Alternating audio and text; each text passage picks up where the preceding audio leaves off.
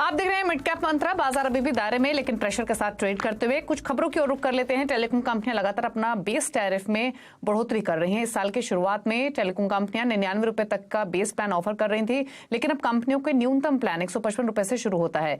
क्यों महंगे हो रहा है टैरिफ, ये बताने के लिए असीम मनचंदा हमारे साथ मौजूद है। तो असीम, बताइए, टेलीकॉम टैरिफ में क्या आगे भी बढ़ोतरी जारी रहेगी? प्राइसेस क्यों बढ़े हैं? देखिए, अगर मैं जनवरी 2023 की बात करूं तो टेलीकॉम कंपनियां 99 रुपए में अपना 28 दिन की वैलिडिटी ग्राहकों को दे रही थी, लेकिन उसके बाद लगातार आपको ये बढ़ोतरी देखने को मिल रही होगी।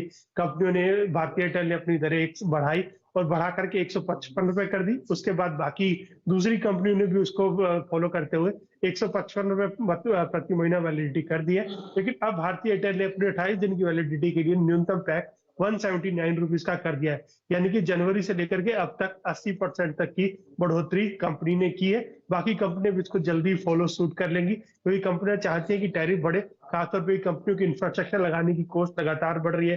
कंपनियां 5G रोल आउट कर रही हैं, उसका एक्सपेंशन कर रही हैं। तो कंपनियां चाहती है कि जिस जैसे जैसे वो आगे बढ़े, ग्राहकों से टैरिफ भी वो उसी तरह का वसूलने की शुरुआत करे। तो अब कंपनियां आपको, अगर आप भारतीय एयरटेल ग्राहक है तो आपको 28 दिन की वैलिडिटी के लिए 179 रुपीज चुकाने पड़ेंगे। लेकिन अगर आप रिलायंस जियो या फिर वोडाफोन आइडिया के ग्राहक है तो आपको 28 दिन की वैलिडिटी के लिए कम से कम 155 रुपए चुकाने पड़ेंगे। तो करीब करीब इन दोनों कंपनियों ने करीब करीब 50% से 55% तक दरें बढ़ाई हैं, जबकि भारतीय एयरटेल ने 80% तक की दरों में बढ़ोतरी की है। और आगे भी आपको ये बढ़ोतरी कंपनियों की तरफ से बेस टैरिफ के अंदर आती हुई दिखाई पड़ सकती है। शुक्रिया आपका असीम में डिटेल्स बताने के लिए। भारतीय एयरटेल 871 के आसपास ट्रेड करते हुए, लेकिन रौनक कहीं देखने को मिल रही है तो वो है आइडिया सेल्युलर, जहां पर एक अच्छे मूव्स आज के सेशन में देखने को मिले हैं। लेकिन आगे बढ़ेंगे, खिलाड़ी नंबर 1 का अपडेट आपके लिए लेकर आते हैं और तीनों ही खिलाड़ियों के बीच में रिटर्न की स्थिति क्या है वो बताते हैं। इस हफ्ते जो मुकाबला हुआ, एंजल ब्रोकिंग के समीत चौहान, इक्विनॉक्स रिसर्च के पंकज रांद्रा और एलकेपी सिक्योरिटीज के रूपक डे।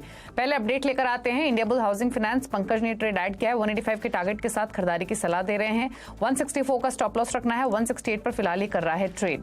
तो ये एक ही अपडेट है। अब दिखाते हैं आपको रिटर्न की स्थिति। और आज इनफैक्ट 3:30 बजे विनर की अनाउंसमेंट भी होगी, लेकिन सो फार की स्थिति में रूपक डे लीड करते हुए 8.5% के रिटर्न के साथ पंकज का पोर्टफोलियो क्लोजर टू 4% के रिटर्न दे रहा है और समीत का पोर्टफोलियो नेगेटिव 2.5% के रिटर्न लेंड कर रहा है। तो फिलहाल रूपक पहले पायदान पर बने हुए हैं। रुक रहे हैं एक ब्रेक के लिए। ब्रेक के उस पार आप देखिए न्यूयॉर्क कंपनी में आज हम बात करेंगे एस्ट्रल के CFO हीरानंद सवलानी से। एक छोटे से ब्रेक के बाद नमस्कार।